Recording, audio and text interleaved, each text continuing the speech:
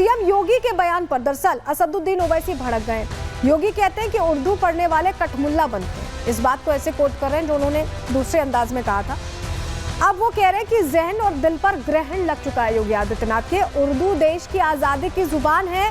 CM योगी उर्दू से नफरत करते हैं, ये कह रहे हैं। यहाँ असदुद्दीन ओवैसी किस तरह से आग बबूला हुए, किस तरह से यहाँ नाराज दिखाई दिए ओवैसी, ये समझ में आ रहा है। कैसे योगी आदित्यनाथ पर पहले कटाक्ष किया है वो सुन लीजिए। उत्तर प्रदेश के चीफ मिनिस्टर ने उत्तर प्रदेश की असेंबली में ये कहा कि उर्दू पढ़ना कठमुल्लाओं की तरह मौलाना बनाना की बात है, साइंटिस्ट नहीं बनते। अब उत्तर प्रदेश के मुख्यमंत्री के जो बुजुर्ग थे या जिस आइडियोलॉजी से वो आती हैं, उनके किसी भी शख्स ने इस मुल्क की आजादी में हिस्सा नहीं लिया। ये गोरखपुर से आती हैं और उसी गोरखपुर से रघुपति साहेब फराख भी आते हैं। फराख गोरखपुरी उर्दू का एक बहुत बड़ा शायर था, मुसलमान नहीं था। तो ये इंटेलेक्चुअल कैपेसिटी है इनकी। देखिए, योगी आदित्यनाथ तो विधानसभा की कार्रवाई में भोजपुरी, अवधी, इन जैसी भाषाओं को बढ़ावा देकर इनके अस्तित्व को और चमकाना चाहते थे और चाहते थे कि वो प्रतिनिधि और खुलकर बोल पाए। लेकिन सपा को उर्दू की जरूरत समझ में आई और जब उर्दू की बात आई और योगी आदित्यनाथ ने कठमुल्ला कहा तो ओवैसी को ऐसा लगा कि अब उन्हें भी बोलना चाहिए, क्योंकि ये तो उनका वोट बैंक है, इस पर किसी और का अधिकार तो हो ही नहीं सकता। सपा तो उसी पर अधिकार दिखा रही थी और ऐसे में ओवैसी बोल गए। लेकिन ये बोलते बोलते उत्तर भारतीयों पर निशाना साध दिया और स्टालिन के नक्शे कदम पर चलने लगे ओवैसी। हुआ क्या, कैसे स्टालिन के नक्शे कदम पर चल रहे हैं, समझिए। आपके सामने जानकारी रख रहे हैं। दरअसल उर्दू की आड़ में उत्तर भारतीयों पर ही निशाना साध गए ओवैसी ने आर्य और द्रविड़ का मुद्दा छेड़ा। आरएसएस और आर्यंस को उन्होंने बाहरी बता दिया। द्रविड़ और ट्राइबल को ओरिजिनल उन्होंने बताया। जो द्रविड़ आंदोलन हुआ था एक अरसे पहले, उसमें ये कहा गया था ना कि सिर्फ हम ही सच्चे भारतीय हैं, बाकी जो आरएसएस है, आर्यंस हैं, वो भारतीय नहीं है। उसी बात पर आगे बढ़ गए ओवैसी स्टालिन के मुद्दे को हवा देते दिखाई दिए। स्टालिन इन दिनों हिंदी का विरोध कर रहे हैं और हिंदी का विरोध ना करके उर्दू का समर्थन करके उन्होंने कहीं ना कहीं दबे पांव स्टालिन का ही समर्थन कर दिया। कैसे समर्थन किया, कैसे उत्तर भारतीयों पर निशाना साधा, सुनिए जरा। अब ये जो आर्गुमेंट इनका आरएसएस का है कि नहीं ये बाहर से आए, तुम भी बाहर से आए। जितने आर्यंस है बाहर से आए, अगर ओरिजिनल है तो द्रविडियन और ट्राइबल लोग हैं।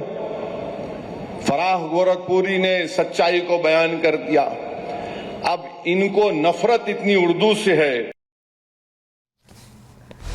अब भाषा को लेकर ऐसा लग रहा है कि नई जंग छिड़ गई और उसमें ओवैसी भी कूद गए हैं। वो उर्दू की बात कर रहे हैं, वहां स्टालिन कह रहे हैं कि हिंदी नहीं चलेगी, अलग अलग चीजें चल रही हैं।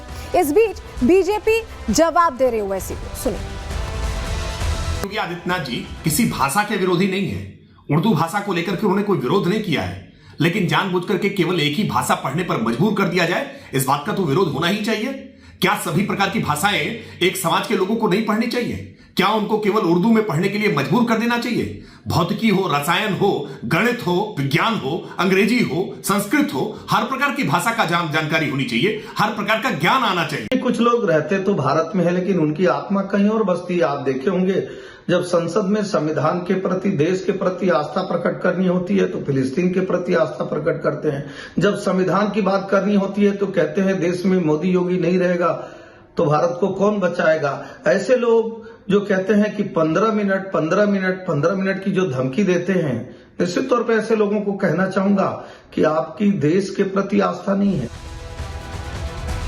तो भाषा को लेकर नई बहस छिड़ गई। अब क्या इस पर वार पलटवार होता है, इस पर हमारी नजर रहेगी। लेकिन आगे बढ़ रहे हैं, अगली खबर का रुख कर रहे हैं और बात अब चमोली की करेंगे, जहां एवलांच के बाद लगातार रेस्क्यू ऑपरेशन जारी है। वहां का अपडेट अब आपको देने जा रहे हैं।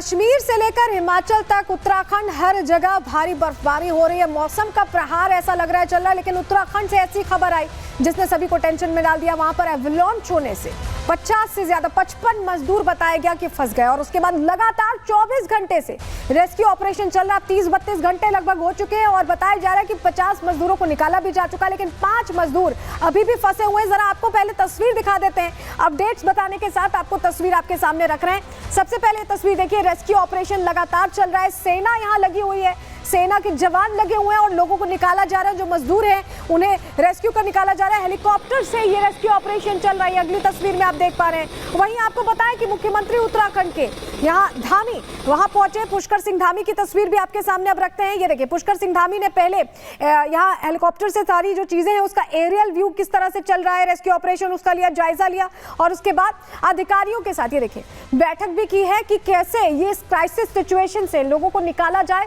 और वो सुरक्षित अपने घरों पर जा पाए। इसको लेकर कोशिशें लगातार चल रही हैं।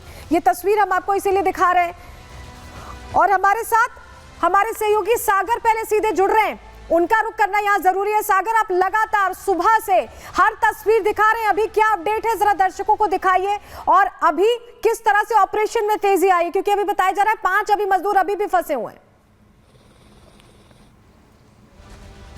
देखिए बिल्कुल सलोनी, अगर हम बात करें तो इस वक्त हम बद्रीनाथ में मौजूद हैं। ये आखिरी देखिए इलाका, इसके बाद आ जाता है माड़ा गांव, जो उत्तराखंड का आखिरी और देश का गांव कहा जाता है, जहां पर लगातार रेस्क्यू ऑपरेशन का दौर जारी है। वो जो टॉप चोटी आप देख पा रही हैं, वहां पर रेस्क्यू ऑपरेशन चल रहा है लगातार। वहां पर हेलीकॉप्टर से ही हवाई यात्रा के जरिए एनडीआरएफ, एसडीआरएफ और पुलिस की टीमें पहुंच रही हैं, वहां पर रेस्क्यू किया जा रहा है। लेकिन सबसे बड़ी बात, 4 मजदूरों को अपनी जान गंवानी पड़ी, 5 मजदूर अभी भी लापता है। लेकिन तारीफ के काबिल यहाँ पर धामी सरकार भी है, जिन्होंने हवाई देखिए मार्ग के जरिए लगातार रेस्क्यू ऑपरेशन किया। पहाड़ों पर अभी भी देखिए सलोनी मौसम कितना खराब है। ये बर्फबारी के बाद देखिए किस तरह से एक रिजॉर्ट यहां पर था, ये रिजॉर्ट देखिए पूरी तरह से टूट गया और देखिए ऊपर आपको बर्फ की चादर आपको दिखाई दे रही होगी। ये कांच के देखिए नीचे आपको ये बिखरे हुए देखिए टुकड़े आपको दिखाई देंगे।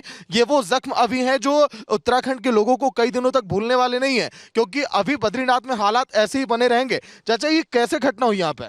सर, ये कल बर्फ के कारण 1-1:30 बजे के करीबन ये बर्फ सपोर्ट नहीं था, सपोर्ट के कारण गिर गया है जी। और कितना नुकसान इस पूरे इलाके में, क्योंकि ऊपर तो और अधिक बर्फबारी है जहाँ पर रेस्क्यू हो रहा है मजदूरों का? बारिश तो बहुत हो रही है सर और नुकसान भी काफी हो रहा है जी। धामी सरकार ने जिस तरह से बेहतर काम किया, रेस्क्यू ऑपरेशन का लगातार दौर जारी है, क्या कहेंगे इस पर?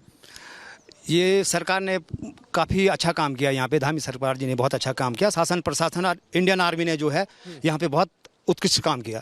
इन जवानों ने जो है अपनी जान जोखिम में डाल के और उन मजदूरों के जीवन रक्षा के लिए जो भी काम किया, धामी सरकार का तो सराहनीय काम रहा सर। और हमारे जो जिला मजिस्ट्रेट जी हैं, सागर, आप लगातार रिपोर्ट कर रहे हैं, आप अपना भी बहुत ध्यान रखिएगा क्योंकि हालात बहुत गंभीर है वहां पर और अभी लगातार सेना कोशिश कर रही है जो 5 मजदूर फंसे हैं उन्हें बाहर निकालने की। बहुत शुक्रिया आपका सागर, जुड़ने के लिए और जानकारियां देने के लिए।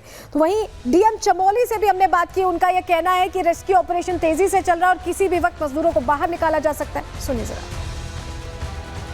ऑपरेशन जो कल शुरू हुआ था तो कल 33 लोगों को रेस्क्यू किया था और आज 17 लोग और रेस्क्यू हो गए हैं, तो टोटल 50 लोगों को रेस्क्यू कर लिया गया है। 5 अभी भी हम तलाश जारी, हमारी टीम जो है वहाँ पे वो कंटिन्यूअस सर्च कर रही है उनको, और कुछ लोग हमारे सीरियस इंजर्ड हैं जिनको ट्रीटमेंट किया जा रहा है। उनमें से 27 लोग हमारे जोशीमठ हॉस्पिटल, आर्मी हॉस्पिटल में आ चुके हैं और वाइटल्स अभी स्टेबल बताए जा रहे हैं जो 27 लोग यहाँ पे हैं।